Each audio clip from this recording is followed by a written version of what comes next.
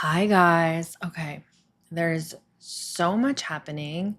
It's all very exciting, and I thought I would just give an update to you and just share what's going on. Okay, so you all know that I'm in this temporary apartment because we had to evacuate from our house.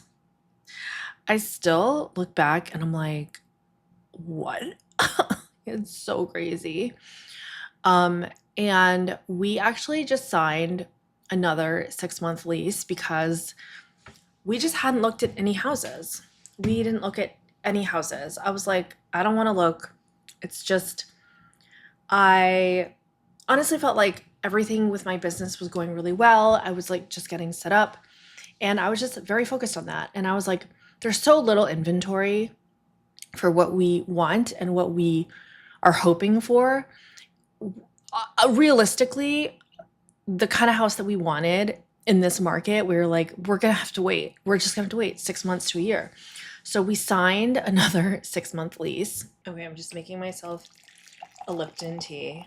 Ugh. This expired July 4th. Okay. Yikes. It actually looked fine. I probably could have drank it, but whatever. I don't want to die. So my parents had come to visit and they were so cute. They were like helping me make all my journals and stuff. And they love an adventure. Like if all they could have done was just run around and like look at houses, they would have loved that. But I was hell-bent on two things. One was like focus on my business while they're here. And two, I was like, I don't want to spend a lot of money while my parents are in town. Now, I know this might sound strange, but for some reason, whenever my parents are in town, I just find myself spending money. Like the last time my dad was here, he really wanted a new pillow. So we went pillow shopping. And of course, we went to this like bedding store and we're at the bedding store. And then he's like, oh, then he starts talking to the dude and he's like, I really want the best pillow that you have. And I'm standing there and I'm like, oh my God, like, can we just go to TJ Maxx? Like, you do not need a new pillow. He finds like the most expensive pillow. Then he's like bargaining with the guy. It's like a Tempur-Pedic, one of these like foam pillows. He's like bargaining with the guy. And then the guy's like, well, if you want to buy like the showroom pillow, like I can sell that to you for 75. Or if you want the new one, the lowest I can go is like 125. And at that point, I'm like, Dad, we are not going to buy the showroom pillow. Like, how long has this pillow been on the floor? This pillow has been on the floor for fucking like 5 years. How many heads have been on this pillow? Like, no, we're not doing it. So I stepped in. I was like, no, we can't. Like, let's just, if you want the expensive pillow, like, let's just buy it. And then my dad's like, see, my daughter only wants the expensive pillow. I guess she's going to buy me the expensive pillow. And then all of a sudden, I'm like putting down my credit card and spending $125 on a freaking pillow. And it goes on and on like this, right? And so this time I was like, because we always have a tendency to like want to like take my parents out and like entertain them. And of course, but I realize like every time they're here, I'm like, oh, let's go to dinner at Texas Roadhouse. Let's go do this. Let's go do that. And then it's like $200, like here, here, here, here. And so I was like, no, we're not going to do that. So basically, I was like, we are going to eat every meal at home. We're going to cook every meal at home while mom and dad are here. And we're just going to work on the business. Like, that's what we're doing. That's what it's going to be. So then they were flying out of like a bigger airport. And Brendan, my husband, was going to drive them to the airport. Turns out, again, my parents, very social. They were like, oh, our friends are driving up from California and they're driving from here all the way to Seattle. And so like we could just catch a ride with them. Okay. I'm like, friend, how do you even have friends here? Like I'm so confused. Like where did these people come from? Anyway, so my parents catch a ride. And so basically Brendan has like Sunday free. Okay. So we see this house come on the market. And let me remind you of like basically what this whole experience taught us is And like, not to be annoying, like, I don't want to be one of these people where like they clump themselves in with their partner and then it's like, we this and we that. Like, it's not really, like, that's not really my dynamic. But I do feel like when it comes to like house decisions and like family decisions, that it's like fair to say that. Okay. Hold on. My back is hurting from this weird coffee making position. So I'm going to move spots. Okay, so then my parents get picked up by their friend. We see this house come on the market. And okay, so let me remind you of like what I wanted. Okay, so previously we had bought like a new construction house and it was in this like really cute suburban, like kids riding their bikes on the little cul-de-sac street, like houses, like cookie cutter houses, like all lined up next to each other, just like a very suburban American existence. We had this big of a yard, and we'd barely even had a backyard because there was a hill. Remember how my house fell down the hill? And then the main yard was like in the front yard, and I swear to God, it was like this big. You could mow the lawn in 4 minutes. Like that's how small this thing was. And we chose that. That was like what we chose. Okay. I think because we were new to the area and we were also just like, you know what, like let's just get settled. This is a really cute neighborhood. And because it was new construction, we were glamored by that, you know? We were like, "Oh, this is so nice. It's a 3 bedroom with a loft and it has an office." And like it was like move-in ready, like turnkey. Then when all this shit went down with the house, right? We kind of were also like, you know what? This is a do-over. Like this is an opportunity because we never would have had enough momentum to like get rid of that house. Like I know I would have just stayed there because we were already there, right? And so sometimes even though you want things to change, like I knew that there was no, what am I going to do? Like go through all the effort of selling the house, moving, like it just was never going to happen. And so it was kind of this forced opportunity for me to evaluate like, wait a minute, actually, I feel like we were outgrowing that house. I also feel like we want more space, not more house. We didn't want more house. We wanted more land. We wanted more yard. Like I'll just give you one example. So they have like city composting, meaning like I'm a composter. I've been composting for like 10 years. Basically, you take a bucket and all of like your food scraps, like your banana peels, your potato, like when you are skinning a potato, carrots, like all that stuff that you would normally just throw in the garbage.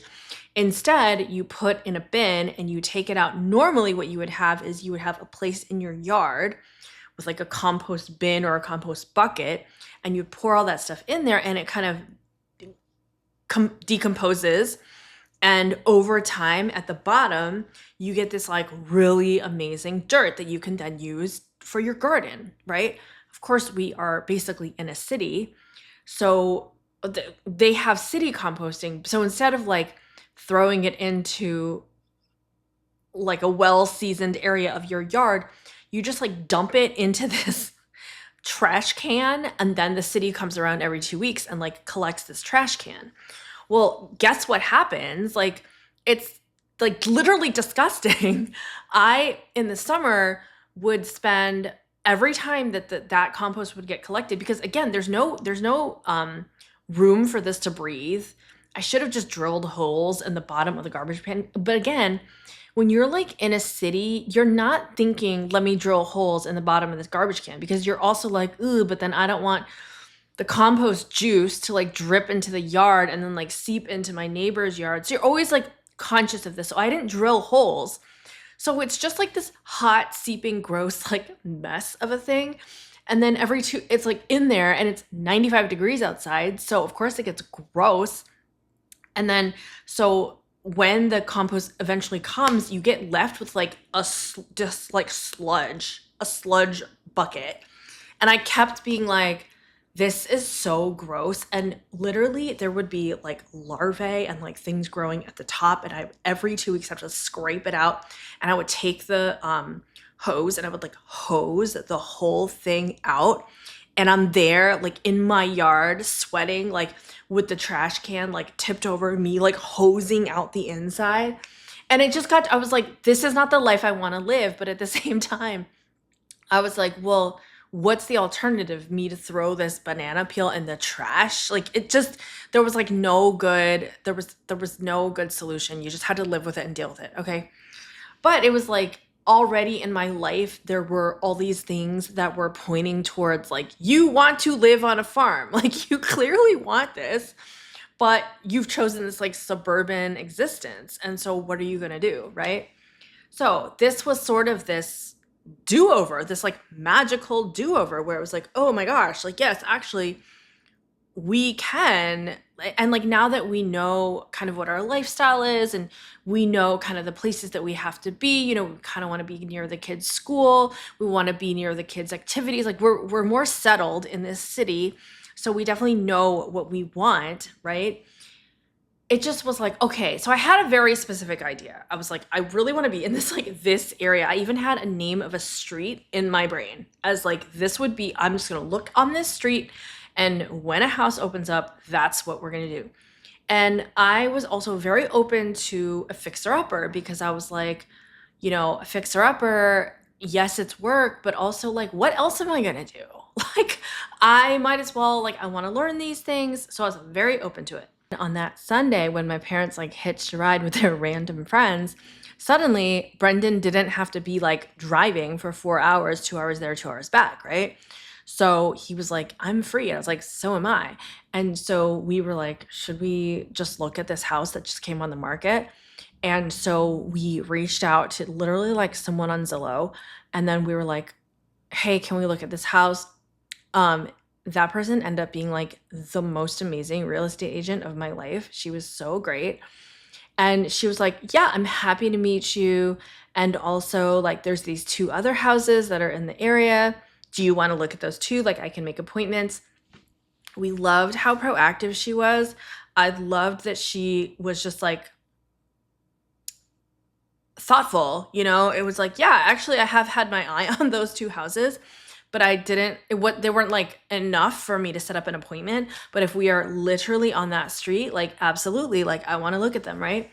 So we go out, and the house that we originally, the one that like caught our eye, originally was like the third house that we saw. So we saw the first house. It was big and it had a big yard, but it was also like you had to drive past like an easement, like through a neighbor's yard. They had like dogs and like loud, like it was just like, oh, this is not, I don't want, why don't we driving through the neighbor's like backyard to get to my yard? Like that doesn't make sense, right? And then, and also it was like the floors were uneven and we were just like, this house is too expensive for what it is. And then the second house we saw was like amazing. Like the yard was amazing. It had like all these outbuildings and it had like a really beautiful like horse barn, and it had like it just had like it had one of those, you know, those sheds that cover like wood, you know, and so it's really like beautiful. But the inside was a little bit dark. It was, again, it was like, this is expensive for what this is. And it was also like built in this style where it was kind of like an homage to like Asian style, but definitely not built by Asians. And so I was also like, oh, this is like fetishization of like Asian culture by like people in the 70s. I don't love it. And so that, again, it was like, so we were starting to see things that we really liked, and then also starting to see things that we were like, oh yeah, like, you know, we could like see the beauty in certain parts of each of the houses. It was like we were getting warmer. And then we finally got to the house that we ended up putting an offer on. And it was like, first off, the location was literally perfect. It was exactly, it was like it was a cul-de-sac offshoot off of the original street that I had in my mind. The original street that I had in my mind was like a pretty busy street, but this one is like an offshoot of that. So meaning like the only reason that you would ever be on this street is if you lived there. It's not like a through street, which I loved for like kids and everything. Okay. It was also what we wanted in that it was a relatively small house on a big piece of land. Okay. So for the OG subscribers who have been watching my videos for some time, you know I have joked about this, but be careful of what you joke about because apparently you could just like manifest it, okay? So in a previous video, I had talked about how I was like, oh, I kind of want to have this like farm life with like chickens. Okay, this property, it's an almost 5-acre property and it has already chicken coop. It has a shop, okay, which I think is going to become my office. We got to figure out how we're going to do temperature control because there's no AC or anything. It has beautiful, already like fenced in garden. It has a back pasture where you could, I don't know, have a goat or something. I don't even know what to do. And it has like a little blueberry hill. Like it's got all of these things on the land that are just feel so magical. And I don't want to romanticize it. Like, listen, this is going to be so much work. I'm going to have to get all new footwear. I don't know what I'm going to do. Like, city girl moves to the country. Like, I don't know, but I'm going to figure it out. And we're just going to have so much fun. I'm like, we haven't closed yet. So knock on wood that everything goes through. It should. Like, we've already done the inspection. Everything's like coming back really nice and clean. Like, there have been no hiccups so far. We're motivated. The seller's motivated. Like, everything is lining up. But, okay, let me tell you something. This property also comes with bees, okay? There's already 3 large bee houses. I don't even know. I'm like learning, okay? I'm like going through YouTube University to like learn all this stuff. And there's already 3 huge bee houses. And the seller told us that each bee house can produce 70 pounds of honey a year. So in my mind, in my crazy mind, first off, what? Second off, I'm afraid of bees. I am. I'm not into like buzzing insects, but I could get into it. I could get into it with enough education and practice. I can see myself in the beekeeper suit. Like, I think I could get into it. And it's not going to be this like BS Meghan Markle beekeeper where she just kind of like smiles and then there's like a beekeeper doing everything. Like, no, I need to learn how to do everything from scratch. Okay, so then with the 70 pounds of honey per year, which do the math, right? I'm already thinking that this can become part of the business. So I already have journals. I feel like I've been learning how to sell. I've really dipped my toe in. I feel like I'm selling my own products. I'm getting better and better at it, right? I'm figuring out how to like use social to like create the brand to sell the thing, right? It's working. And I feel like okay, so I have journals. I'm already selling other people's like journal products, like journal adjacent, right? So I have pens, I have crystals, I have, what else do I have? A ton of cute, like I'm starting to veer into stationery world, right? But do you know what is adjacent to stationery world? Like people who love journals, people who want to like drink tea while doing a journal also love honey and they also love beeswax candles. And they also love handmade products. They also love farm nostalgia, farm life things, right? Who doesn't want like a light blue hen's egg? Like this. So what I'm kind of thinking is I'm like, this all actually makes so much sense because probably a year ago, I was researching all the different products that I could make in addition to the journals. The very first thing that I was thinking was candles. Why? Because I'm obsessed with candles. I love candles. I love fire. I love the transformation element. Like I love all of it. And I was starting to go down the rabbit hole of like candle making equipment and like watching candle videos and like seeing the people with like the big, wax heaters and like opening up the wax and filling the candle. Like I was starting to go down that. The problem was like I just didn't have, honestly, I did not have space. And I imagined myself, okay, so am I gonna do this at my dining room table? And then what do I do? Like move all the candles over when we're making dinner? Like how's this all gonna happen, right? And so I kind of like put a pin in it. I was like, yeah, I just don't think that like we're gonna be opening up a candle making operation in my little suburban house. Like I just don't see that happening. However, how fucking ever, I will say that if I have a shop, okay, when I say shop, I mean it's like these big barn-like buildings. If and when we get into the place, obviously you're coming with me. I'm going to show you everything, but let me just wait for it to close before I like show pictures. Okay. Obviously it won't be pictures. You'll just be coming around with me. But with the shop, which is a huge ass barn, I imagine you could have 20 tables. And by the way, I'm also thinking, can I become one of those women that know how to use power tools? Because I'm crafty. I mean, I'm not really, well, I'm not really, but I could learn how to cut wood and then nail stuff together and like make tables. Like, how hard can it be?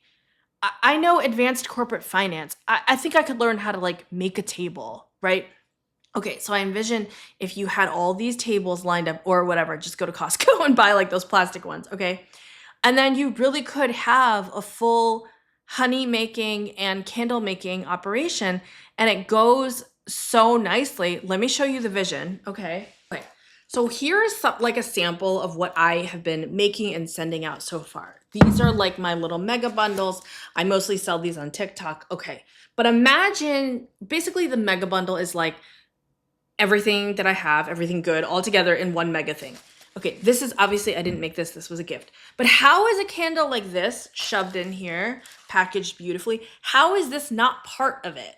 Of course, this is part of it. And then imagine, I don't have this right now, but imagine a little thin canister of honey with like a cute label and then packaged so it doesn't break. How is that not nesting in here as well? How is this not all? It's all connected. It's all about transformation and healing yourself. This is all connected. I also have been looking up sheds. So the house is 1,500 square feet.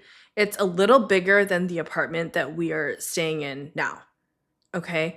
So it's 3 bedrooms, a living room, a dining room, and a kitchen. That's the house. There's no laundry room. The laundry is literally in the garage. Okay, so here's what I'm thinking. The first thing that I want to do when we get the keys is I'm going to clean the garage top to bottom.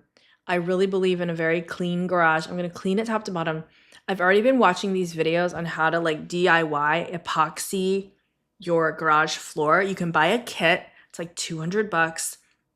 And then you clean the floor of the garage, and then I was trying to explain this to my daughter. She's like, what does epoxy mean? And I was like, it's basically putting nail polish, like a clear coat of nail polish on your garage floors to make it super cute. Okay.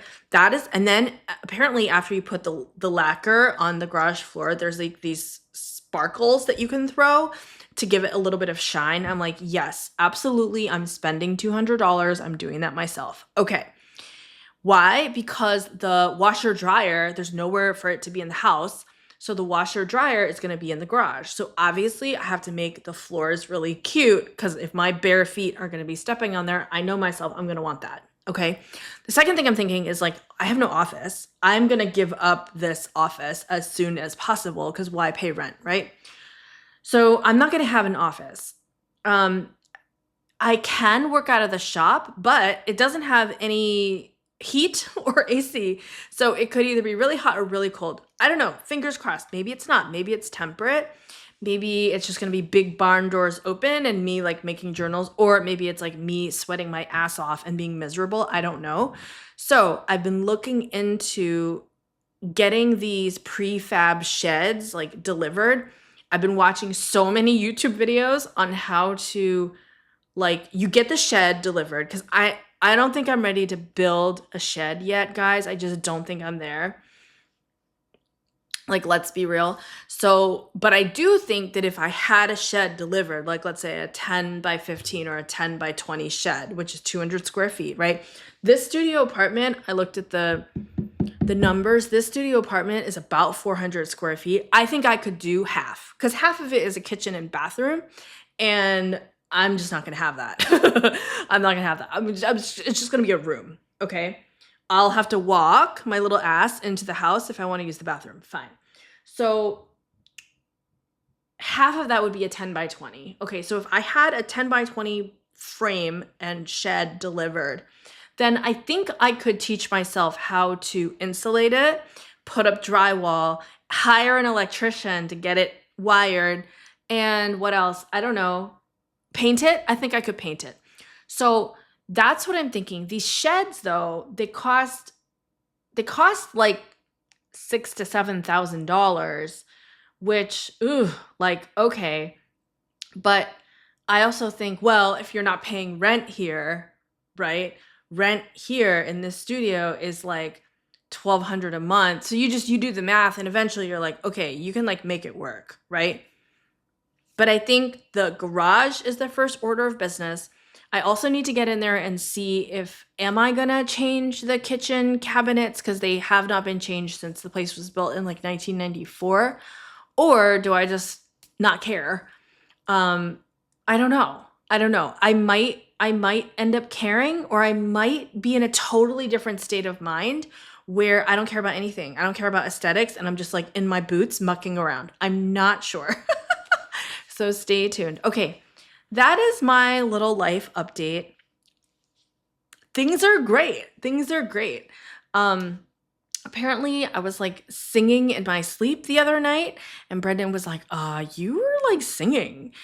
I was like, I must be really happy. I don't know. I must be so happy to finally like have an end to this whole thing. And I mean, not even finally, like it really hasn't even been that long. It's been since March, right? So we're talking 4 months. Like it hasn't really even been that long.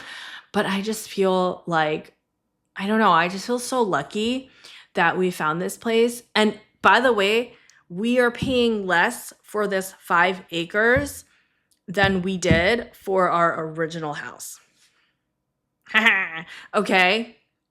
So new chapter unlocked. I'm so excited, and I will see you guys soon. Okay, bye.